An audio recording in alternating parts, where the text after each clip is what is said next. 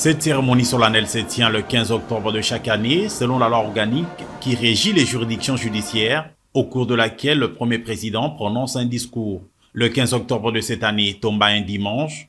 L'audience solennelle a eu lieu ce lundi 16 octobre dans la salle du Congrès du Palais du Peuple, en présence de plusieurs personnalités, dont le président de la République Félix-Antoine Tshisekedi, le Premier ministre, le président des deux chambres du Parlement, les hauts magistrats, et une présence remarquée de la délégation du premier président de la Cour suprême de la République du Congo, M. Henri Bouka. Plusieurs allocutions ont été tenues pour marquer cette rentrée. À son tour, le premier président de la Cour de cassation, M. Eli-Léon Ndomba Kabea, a rendu hommage au chef de l'État et magistrat suprême pour la confiance placée en sa personne. Puis il a décortiqué son exposé qui avait pour thème « Les obstacles à la justice, facteurs du sous-développement ».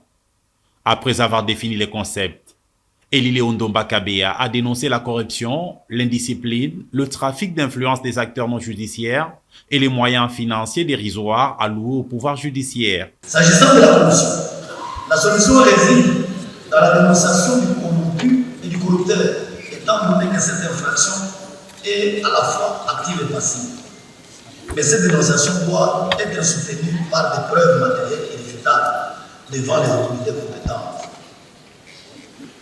Les nouvelles technologies d'information et de la communication permettent d'apporter des preuves issues à l'insu du corrupteur et du corrompu. Par ailleurs, je pense aussi à l'approche préventive dans laquelle je me suis investi depuis la prise de mes fonctions par la sensibilisation dans tous les réseaux judiciaires en impliquant tous les chefs de juridiction, les agents de l'ordre judiciaire, les barreaux ainsi que les partenaires techniques et financiers du secteur de la justice. Relativement à la discipline, j'ai souscrit à l'idée de la réactivation des chambres disciplinaires en ce qui concerne les magistrats, comme vous l'avez souhaité. Au sujet des moyens financiers alloués au pouvoir judiciaire, je suis d'avis que la mise en œuvre de l'article 149 alinéa 5 de la Constitution sur son autonomie budgétaire par la mise à disposition d'une dotation propre et de nature à résoudre les obstacles identifiés à cet effet.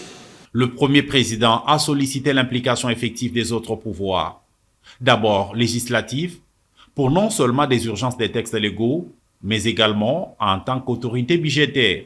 Rappelons que cette cérémonie solennelle et publique se tient après la prestation de serment des hauts magistrats devant le président de la République le mois passé au Palais de la Nation.